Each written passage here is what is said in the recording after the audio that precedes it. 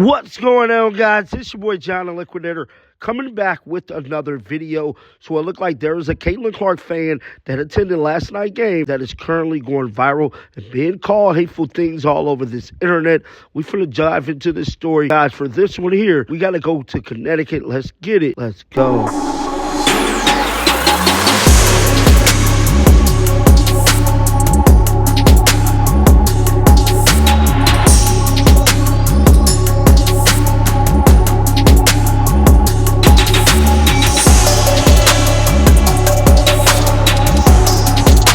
By far one of the worst times it is, knowing that the Indiana Fever season is over, bruh. I just gotta keep it real. Caitlin Clark is finna be on a super duper vacation after nearly playing basketball 365 days.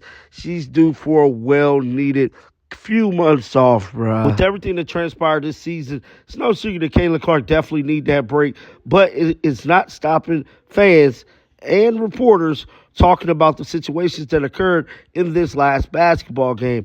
Now, we know there has been a lot of issues transpiring throughout this season dealing with race, homophobia, and things like that. And I feel like the WNBA has not been doing enough to make sure these things are getting addressed properly, dealing with a lot of these players been under attack, even Caitlin Clark herself. And we know there was a situation at the Connecticut Sun game last night where a fan had to physically be removed from his seat in regards to Caitlin Clark. Now, no new information has come out about that, but the WNBA did release a statement in regards to everything that has transpired off the court and on the court this past season. This is what they had to say. They stated the WNBA is a competitive league with some of the most elite athletes in the world. While we welcome a growing fan base, the WNBA will not tolerate racist, derogatory, or threatening comments made about players, teams, and anyone else affiliated with the league. League security is actively monitoring threat-related activity and will work directly with teams and arenas to take appropriate measures to include involving law enforcement as necessary. So they're letting it be known they take threats very seriously in regards to racism, people being picked on. Well, if that was the case, why was y'all letting this fan get attacked last night by other fans in regards to Caitlin Clark? And I know y'all wonder, John, what is you talking about? Let's pull it up right now. There was a fan that pulled up to the Connecticut Sun game pretty much making a statement in regards to them banning these fake nails. Now, I'm all for that, bro. Them nails are dangerous, especially on a basketball court. Kennedy Carter could have definitely put Caitlin Clark's eye out, bro. They hella long, dog. And I don't get how people could call this racist. How is this racist when the lady is actually bringing light and shedding notice to the situation involving these damn fake nails? Now, this lady was under immense attack last night from fans at the stadium. This fan wrote this on Twitter. Let's pull it up right now. I had the fortune of sharing a row with the lady at tonight's Connecticut Sun game. Photo description: a woman in a blue shirt that says "ban nails" with long paper mocking acrylic nails that are commonly worn by black women and notably by Sun player DJ Carrington. How was you just going to flat out say that these are notably worn by black women when it's a lot of white women that get their nails done too? That was racist in itself. That's what killed me. People try to call people racist while they being racist while calling somebody else racist. That don't make no damn sense whatsoever. Now, this person tweeted this out. I'm at the Sun and Fever game, and the vibe is horrendous. The woman behind me was mocking DJ Carrington eyelashes and only stopped when my partner turned around and told her to stop being racist. There's a man in a mega hat. Then there's this woman. One thing I would say, man, you cannot sit up here and call everybody racist that wear a mega hat at games, bro. Like, y'all killing me with this, bro. Everybody trying to say everything racist. You cannot pull the race card unless it's race-related situations. Her saying that the league need to ban these fake nails is not a race-related situation because it's not just all black women that wear these damn nails, bruh. This is getting out of hand. Now, Caitlin Clark did talk to reporters about her offseason plans. With all that being said, let's check out what she had to say Roll the footage, man.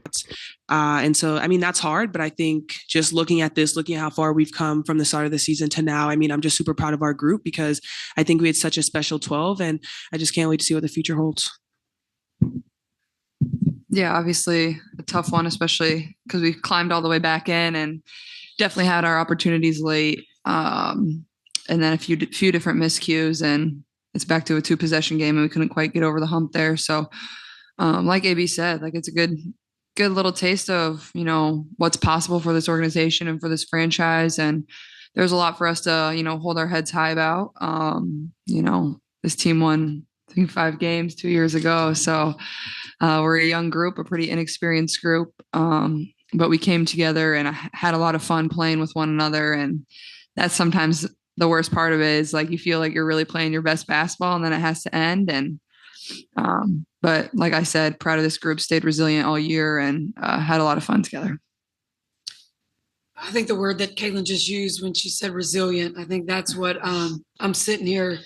You know, we're all competitors in that locker room. And so it doesn't feel good. It just doesn't feel good to leave here and not have the opportunity to get another one and an opportunity to move forward. But the resiliency that these guys showed all year, but God dang, give Connecticut credit, right? Like they are an extremely good team.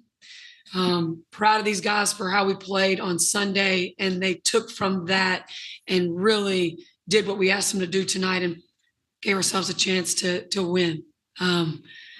Really proud of these guys, but these guys are hungry, and like AB said, it sucks. Like AB said, that we're having to, that it ends now. Got 2 in the front row. We'll go Doug, then we'll go Chloe.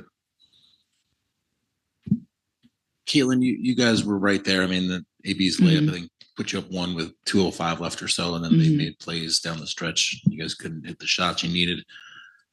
You've been in a position before in college where it ends suddenly. How long do you think it's going to take you to sort of process the season you've had, which is obviously we talk about record breaking on the court and off the court, to enjoy now what you did over the course of the year?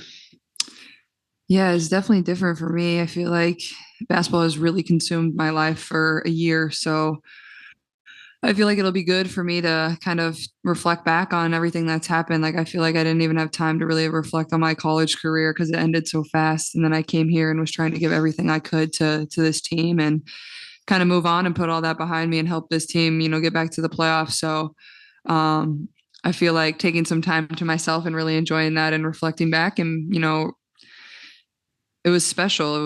There was a lot of things that this group accomplished that, you know, a lot of people probably didn't think was possible, 1, to start the season, and 2, after the start we had to the season. So, yeah, it'll definitely be probably a little weird for me over the course of the first couple of weeks. And then I'm sure I'll get bored and pick up a basketball again. So Stay in the front row, go Matt, then we'll go Chloe. Yeah, Christy, despite the result, obviously a spirited effort. Was just curious what your message to the team was at half, what the atmosphere in the locker room was like, and then obviously, you know, after, you know, just a little bit ago and processing the loss and what you said. Yeah, halftime. What would I say? Win the game. Win the game. That's what. Yeah. Halftime was a long time ago. Yeah, it was. I mean, these guys never were in a position that we couldn't win this game. You know, we were right, whatever it was at half, and we just kind of kept, like, it was like an engine. We just kind of kept getting better as the game went on. We kept putting them in bad, you know, situations that they had to make decisions as it relates to, you know, when Caitlin was pushing, and then we would get AB a touch, and then the floor would just space out, and we were getting the hollow touches, and then we were getting those mismatches. I mean, everything that we talked about that we knew would help us be successful tonight, we did that. I don't even think we made an adjustment at halftime. We watched a couple situations that we knew we could be better at. Just the final game is just one you can't even explain, when, especially when it ends like that. And as hard as these guys played, and as proud as I am of them, and from the start till now, to end 20-20 and 6th in the league. I mean, we started 1-8. I mean, that's just unprecedented. And these guys, they fought, they worked, they got 1% better every single day. I just kept telling them, nothing defines us but our effort and our heart. And they did that tonight. They did that tonight for sure. Stay front row on the left, Chloe, then Andrea. Yeah, Aaliyah obviously coming in last year, going 13-7 or 13-27, then missing the playoffs.